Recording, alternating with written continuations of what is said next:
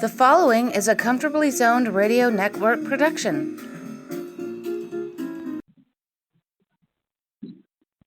Thank you, Tally Olson. I am back. Lovin' baseball when we were 12 and innocent. I'm Ralph Tycho with the Comfortably Zoned Radio Network.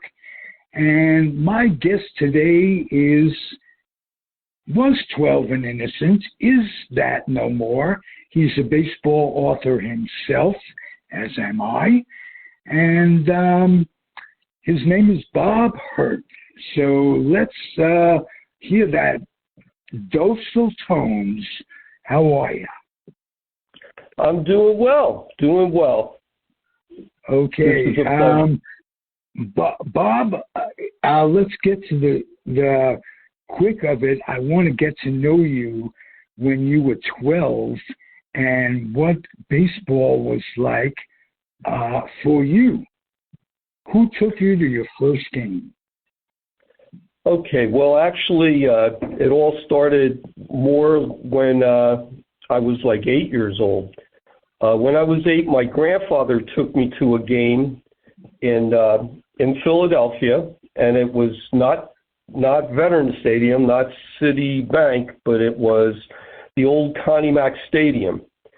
And I actually went to see the Phillies and the Mets play. And my grandfather, I'm sorry? I went, whoa, because I'm an avid Mets fan. Yeah, well, then I got a great story for you. I could tell you about that first day.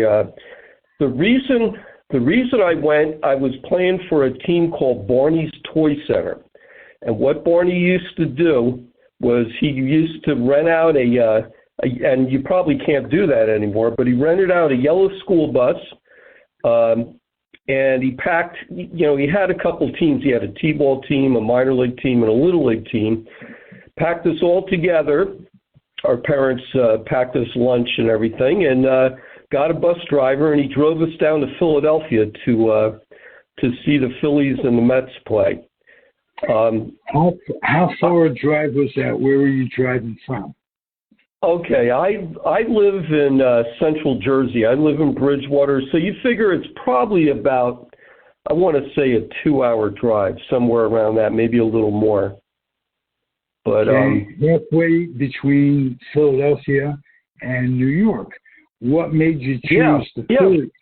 What made you choose the Phillies as a team to root for?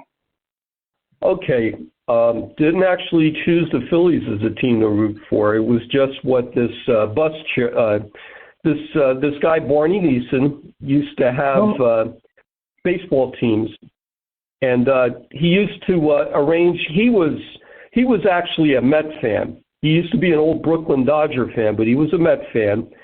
But he used to arrange a yearly trip down to see the Mets or see the Phillies play because it was cheaper, and it just so happened that the Mets and the Phillies were playing that day. So I'm actually a Pittsburgh Pirate fan, which I find it hard to admit, but I've been one since birth.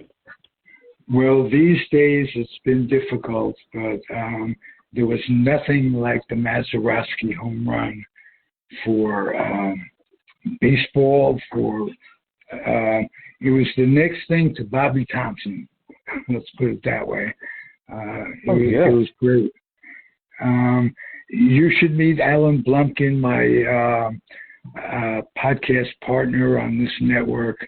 He was a Yankee fan growing up in the 50s, went to school in Pittsburgh, and became a Pirate fan, and snuck into that last game. He's got a great story to tell, as well as a Dick Groat story, who was an earlier Pittsburgh Pirate. But you tell me your story about that first day, please. Okay. Well, like I said, I was 8 years old. My grandfather took me. It was in 1965. My grandfather really wasn't a baseball fan, but he was a big fan of his grandson, being me. And my dad worked he worked all the time. I mean, he worked 2 to 3 jobs, and it was when I was growing up.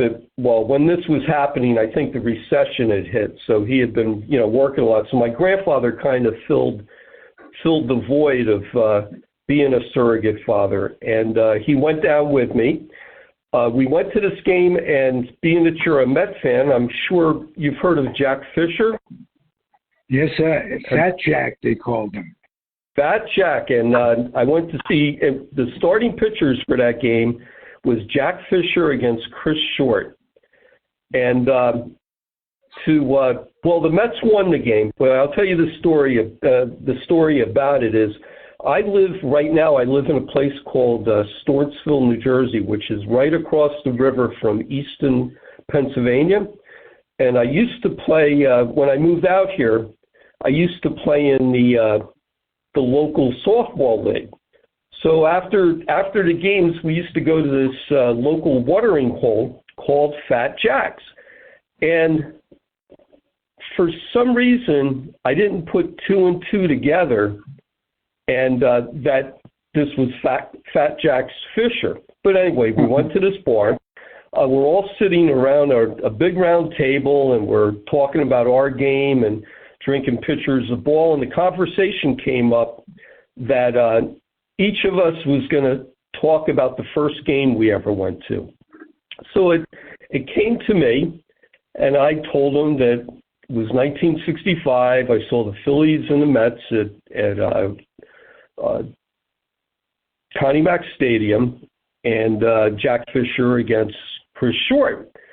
And one of the guys at the table, this older gentleman, he was, I think he was like our manager, if you want to say. He goes, "Oh yeah," he says, "Jack Fisher." He says, "Why don't you tell him?" I'm like, "Tell who? What do you mean?" He says, "Well, you see that guy standing over by the bar? That's Jack Fisher." I go, "Get out of here." He says, "Who do you think this bar's named after?" I'm like, "Oh, that explains." When I went to the men's room, there was like a mural before you walked in, and it had every baseball card that Jack Fisher had. The Baltimore Orioles, the Mets, the teams the Giants, the teams he had been on. I said, well, that explains a lot of things. So anyway, I went over and I saw Jack Fisher, and I introduced myself. I said, "Are you Jack Fisher?" And he goes, "Yes, I am." And I said, "I saw you pitch back in 1965. I says, I went to Connie Mack Stadium. You were pitching against Chris Short, and it was my first game I ever went to." He goes, "Oh yeah." He says, "Did I win?" I go, "Yes, you did." He goes, "Well, that was a rarity." So we were talking, and I go to him. I says, "I have a baseball on my card. If I go out, would you mind autographing it?" And he said, "Sure thing." He says, "Bring the baseball in," right? So I went out and got the ball. I got the ball. He signed it. I put it in. I had a plastic cube. I kept it in my cabinet, my memorabilia cabinet at my house. And a lot of times people would, come over and they would see, "Who the heck is Jack Fisher?" I says, "Oh," so I told him the story. I recanted how he pitched and won the first game I went to, and all this good stuff about it. Well, years later, and I'm a Saber member. I also write a lot of articles for Saber, or at least at that time I did. And I was going to write, I don't know if it was for Saber or it was someone else, but I was going to write an article. I did write an article called "The Very First Game I Went to." I think it came on sceneheads.com. So I'm doing research, and I see that, a guy named, there was a Chris Smith that played for the Mets. He hit a 3-run homer, and John Lewis played on the team, and Richie Allen was there, and, just all these names, right? And I'm looking at the box score on Baseball Reference, and I made a discovery. Jack Fisher didn't win that game. Jack Fisher pitched the first 9 innings, and he left in the 9th inning. Well, the 9th inning, a guy named Gary Kroll came into the game. who used to be a Philadelphia Philly. Well, Gary Kroll came in and got through the inning, didn't give up any runs. The Mets scored at the top of the 10th or the 11th inning, and I forget who the person was, but somebody came in and got the save. So after all these years thinking that Jack Fisher won the very first game I went to and bragging to people that, you know, I have the baseball autograph by this guy, I find out it's Gary Kroll. I'm like, well, I need to get Gary Kroll's autograph on a ball. So I did some research, and I found out that Gary lived in Tulsa, Oklahoma. And I was able to get his address, and I sent him a letter, and I asked him, I says, well, if I send you the ball and return postage, would you sign the ball for me? And he sent me this postcard with him in a Mets uniform, and he goes, sure. He says, I would love to send, I think we were cut from the same baseball fabric, and I would like to do that. So anyway, I sent out the ball to him, and about a week later, in the mail, my envelope comes in with the baseball. So I'm all excited, and I look at, and the baseball I sent him, since I was a coach, I coached Babe Ruth teams, it was a Babe Ruth ball. It wasn't a National League ball. It was a Babe Ruth ball. So anyway, I get the ball back, and it's autographed by Gary Kroll, whatever his number would have been. He had Connie Mack Stadium, July 31st, 1965, the Mets 4, Phillies 3, and I was happy as a lark. And then I noticed something. It wasn't the ball I sent to him. It was on a National League baseball. So I thought to myself, he went out and bought a National League baseball and autographed it, because I guess if he was going to autograph a ball, he wasn't going to autograph it on some Babe Ruth baseball. So that's kind of my story about that game. Well, and Kroll was spelled Krol, if I remember correctly. Yeah. Because at that time, the Mets were very young, and they had replaced the Giants and the Dodgers, and I was so happy to have National League Baseball back that I knew every player that came up with the Mets for those first, until 69, basically, and maybe 86. So when you said Jack Fisher, I said Fat Jack. And so automatic as a Met fan, and that is a great story. You got it right. The only thing, what if you would have sent him the autograph by Jack Fisher and had him sign the same ball? I wonder if you would have sent it back. And that's, didn't even think of it, but actually Fat Jack's was on a National League ball. But now I have a ball autographed by Jack, and I have one by Gary. Yes. Now, being the beautiful. Now, it's nice to keep it official in the sweet spot, as we autograph aficionados call it. There's an industry, autographs and what have you. Getting an autograph this way is much better and means much more to you than just buying it from some memorabilia store or what have you. Right. Great story. Yeah. What was it about baseball that fueled your passion when you were a kid? I think it was probably the fact that it was, as opposed to now, I don't know what kids exactly do now, but we played baseball everywhere. I can remember riding my bicycle with my baseball glove on the handlebar and just riding, and I was in a kind of rural, area. It wasn't rural, but it was like the suburbs. And I remember riding up and down the street with my baseball glove on my handlebar, and just driving past people's houses and trying to look and see in the backyard if there were kids playing to see if I could get into a game. So I guess that's what did it, was the fact that it was the only game in town back then. I mean, especially, where I lived. I mean, they had basketball courts, but that was more, in town, and I lived outside of that. So just playing it. And then, of course, baseball cards. My dad used to bring me home,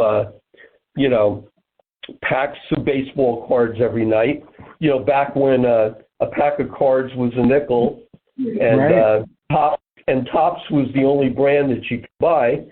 And I was also a pretty sick kid when I was young. I had every childhood disease around that time. My dad used to always buy Who's Who in baseball. Used to buy me. That is so missed by me and my friends on a daily basis.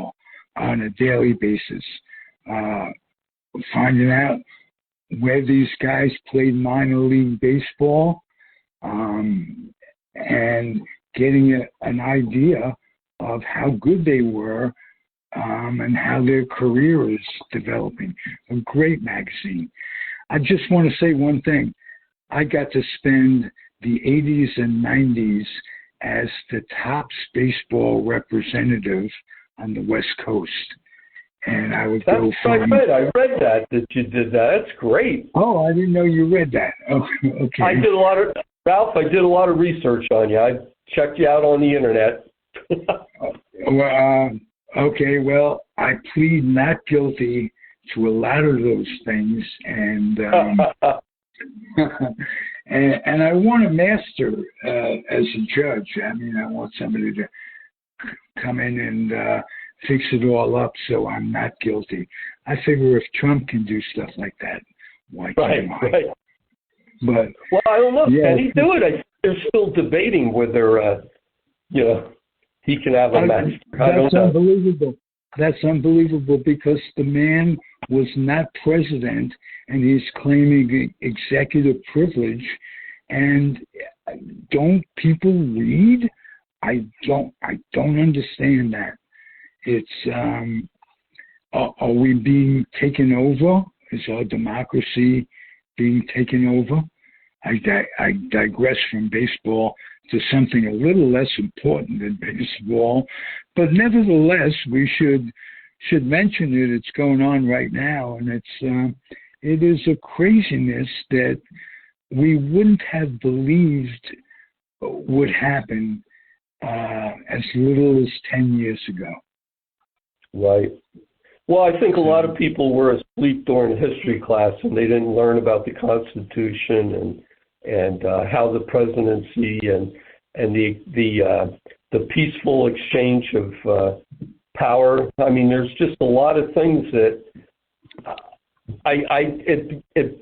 I'm bewildered with how people don't know that or believe someone when he says it's not true. I mean, the peaceful transfer of power is that's what our democracy is all about. I mean, or the presidency. Absolutely. And the worth of a vote, like when Trump said to someone in Georgia, just give me 11,000 votes is all I'm asking for. And he wasn't immediately indicted after they got that tape. That amazes me. Where's the checks and balances on humanity? No, I agree, Ralph. You got that right. It's a crazy world. What about baseball back then? We'll get back to it. What about baseball back then do you most miss? And what about baseball now? Are you pleasantly surprised at the changes, if any? Well, I have a lot of opinions about that, but let me try to start with, back in the 60s, what I miss seeing pitchers try to go for complete games. you know, I miss seeing playing a game like hit and run and stolen bases and sacrifice bunts. Right. Get them on, get them over, get them in. Right, exactly. And you know, it seems like, and I see the attitude at the high school level. I coached baseball from T-ball all the way up to like freshman year in high school. My son played ball in high school, and it seems like these, I would, you know, go, well, I didn't spend a lot of times going to the practices because, you know, my son wouldn't want me to be there, I don't think. But I would watch, and it seems like they concentrated on, you know, batting, getting the 100 swings in, and the pitchers, it was trying to throw as hard. It seems like all they care about is swinging, so that's where you get all the strikeouts. I mean, there's not, and like the pitching is just throwing the ball as, you know, pitching as fast as you can for as long as you can. I mean, where is, well, like I said, I'm digressing back to that level, but a lot of the pitchers back then, and Tom Seaver actually is someone who had said this, he says they don't allow young pitchers to learn their trade anymore. And it's like now if these kids in high school and maybe even at the major league level, is if they have men on base, they don't know how to pitch with men on base.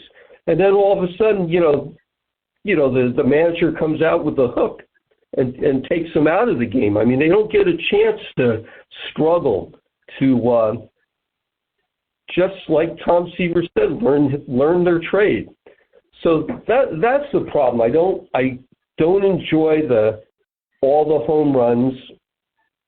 I don't enjoy pitchers getting a quality start. They say quality starts is what, like is it 5 innings? It seems like it's 5 innings.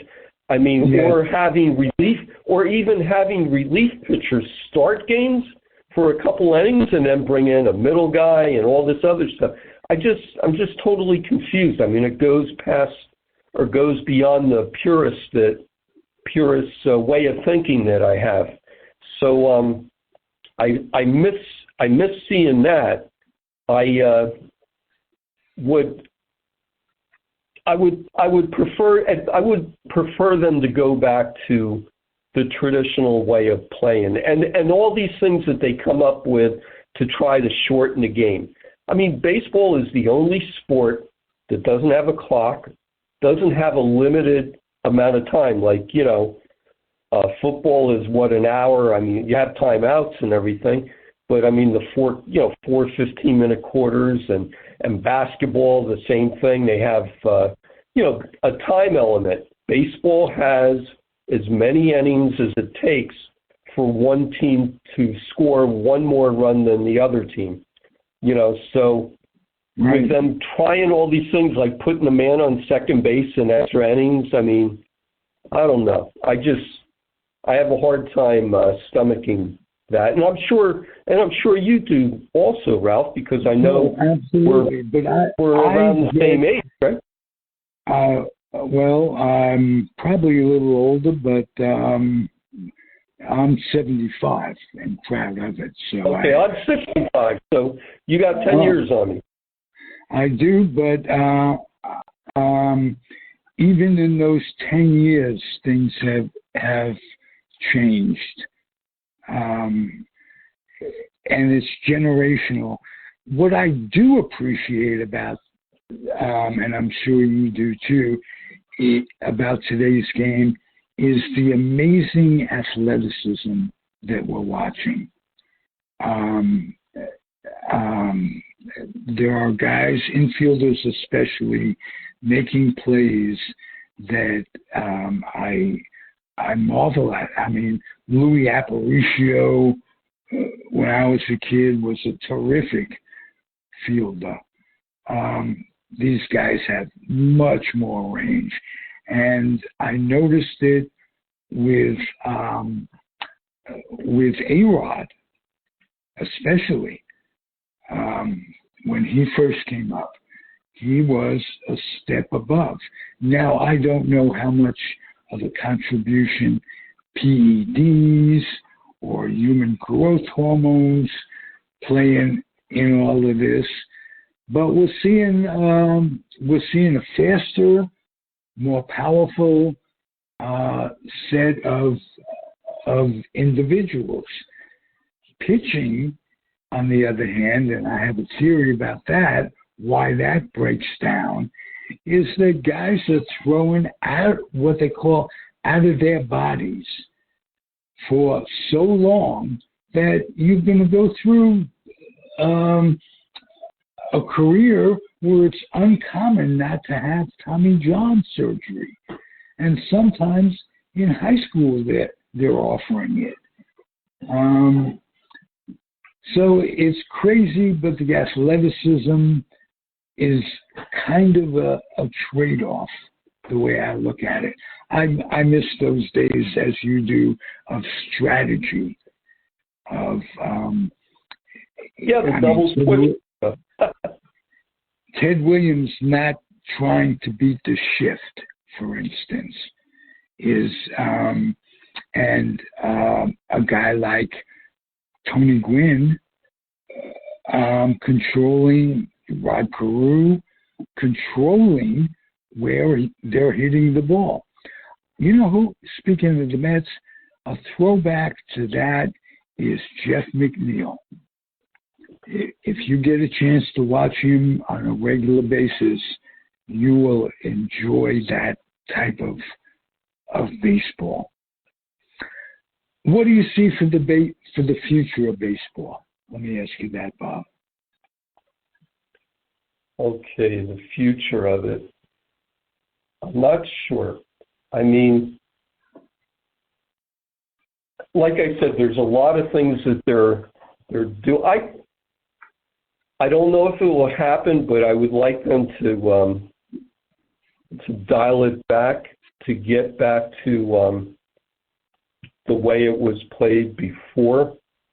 But what I see is and I'm a member of SABR, although I am from the side that concentrates on the history of the game. But there is all of this, sabermetrics with launch angle and how hard balls are and how hard an outfielder throws the ball. I mean, I guess that's where we're going to go, is we're just going to go get inundated with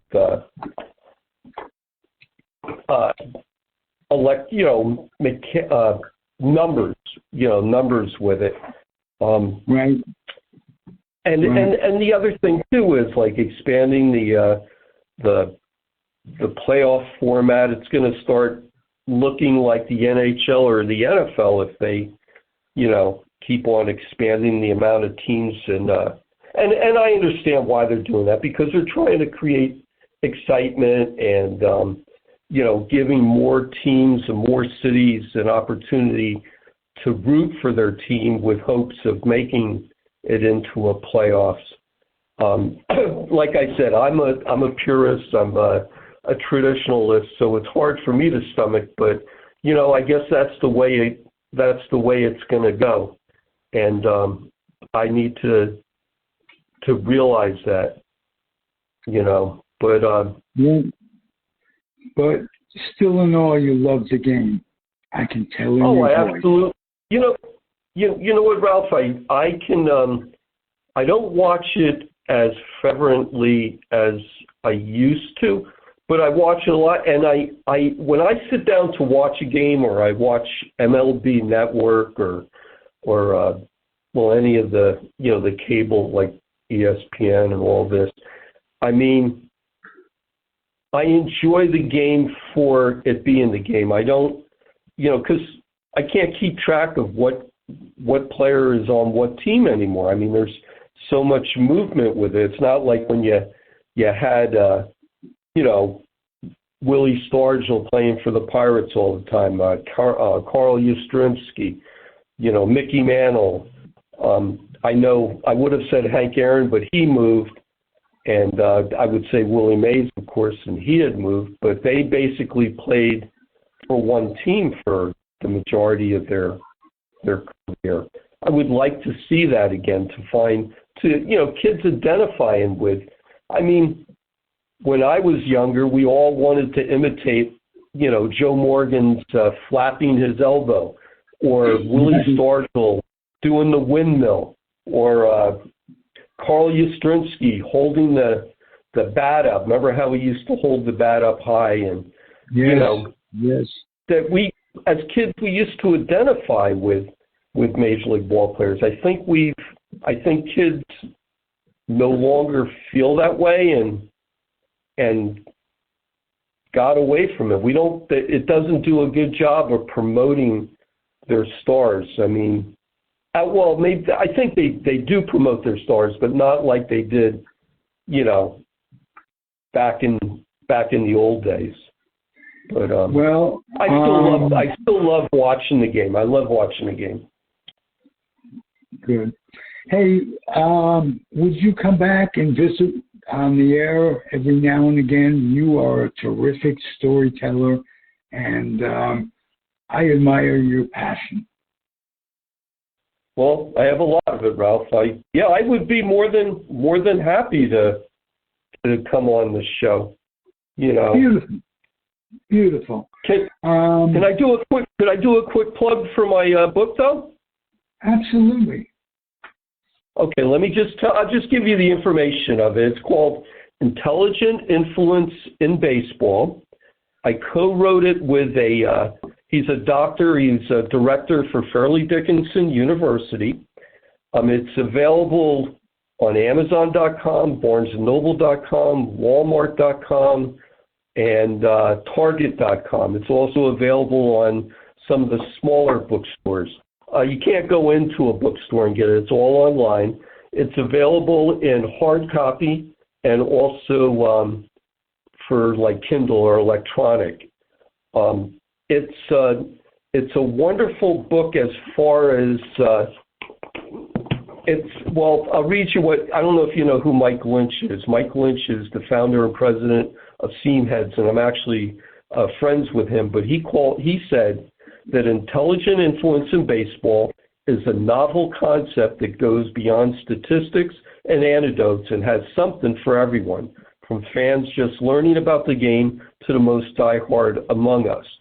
Basically what we do is we find how influence was used in games, whether it was, parental with their child or managers like Gil Hodges with the 69 Mets, with the steroids, what the influence was with that, Babe Ruth hitting home runs. It's just a whole realm of this. So anyway, that's my plug for it. Beautiful. I will look for that. After I sign off, may I speak with you off the air for a second? And okay. We'll go from there. Thank you again, Bob Hurte. You're a terrific guest. Thank you for listening, everybody. Comfortably Zoned Radio Network. I'm Ralph Tycho. Adios and happy trails. The proceeding has been a Comfortably Zoned Network production. You are advised to keep your dreams wet, your humor dry, your children and grandchildren out of military recruiting offices and off the laps of clerics who wear dresses. Thank you for listening, everyone. Happy trails.